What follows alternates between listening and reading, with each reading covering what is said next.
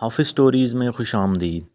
ایک دفعہ سلطان غیاث الدین تغلق کا حکم حضرت نظام الدین اولیاء رحمۃ اللہ علیہ کے پاس آیا کہ آپ چونکہ گانا سنتے ہیں اور گانا شریعت میں حرام ہے، اس واسطے آپ میرے دربار میں آئیے اور میرے مفتی اعظم سے شہر کے سارے علماء کے سامنے اور میری موجودگی میں بحث کیجیے۔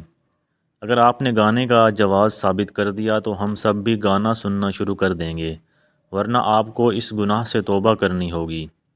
حضرت نظام الدین اولیاء رحمۃ اللہ علیہ نے ایک بادشاہ کا نہیں بلکہ شریعت کا دربار سمجھتے ہوئے شمولیت قبول کر لی۔ چنانچہ آپ وقت مقررہ پر تنہا بادشاہ کے ہاں جا پہنچے۔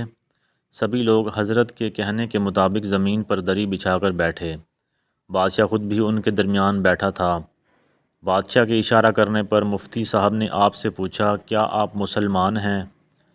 حضرت نے جواب دیا، الحمدللہ میں مسلمان ہوں۔ مفتی نے سوال کیا، کیا آپ حنفی ہیں؟ آپ نے جواب دیا، ہاں میں ابو حنیفہ رحمۃ اللہ علیہ کی تقلید کرتا ہوں۔ مفتی نے پوچھا، کیا آپ گانا سنتے ہیں؟ حضرت نے جواب دیا، ہاں میں گانا سنتا ہوں۔ مفتی نے پوچھا، اس گانے میں باجے وغیرہ بھی ہوتے ہیں؟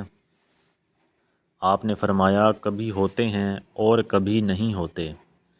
پھر مفتی نے کوئی دلیل اس گانا سننے کے جواز میں طلب کی، جس پر آپ نے فرمایا، بخاری شریف میں صحیح حدیث موجود ہے کہ رسول اللہ صلی اللہ علیہ وسلم کے سامنے مدینہ کے انصار کی لڑکیاں دف بجا بجا کر گا رہی تھیں اور رسول پاک صلی اللہ علیہ وسلم ان کا گانا سن رہے تھے۔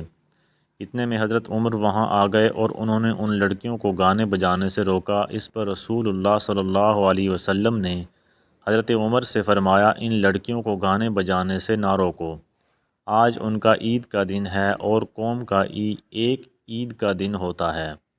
یہ حدیث سن کر مفتی اعظم نے کہا، تم کو رسول پاک صلی اللہ علیہ وسلم کی حدیث سے کیا واسطہ؟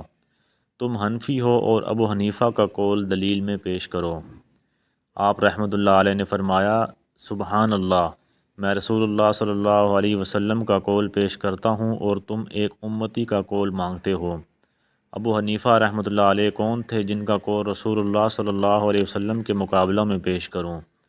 یہ سن کر مفتی اعظم اور شیخ زادہ فرجام نے بادشاہ اور حاضرین کو اشتعال دلانے کے لیے کہا، خدا کی پناہ، یہ شخص بادشاہ کی موجودگی میں امام ابو حنیفہ کی توہین کرتا ہے اور کہتا ہے کہ ابو حنیفہ کون تھے، حالانکہ ابھی اس نے کہا تھا کہ میں امام ابو حنیفہ کا پیروکار ہوں۔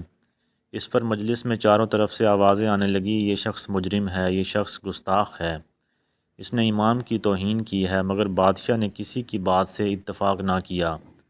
وہ بولا، میں حکم دیتا کہ شیخ نظام الدین اولیاء رحمۃ اللہ علیہ کو اور ان کے مریدوں اور ان کے خلفاء کو گانا سننے اور گانے کی مجلسیں کرنے سے میری حکومت کا کوئی آدمی نہ روکے۔ ایک دفعہ شاہ نعمت اللہ ولی رحمۃ اللہ علیہ جنگل کو جا رہے تھے کہ ایک شیر سامنے دکھائی دیا۔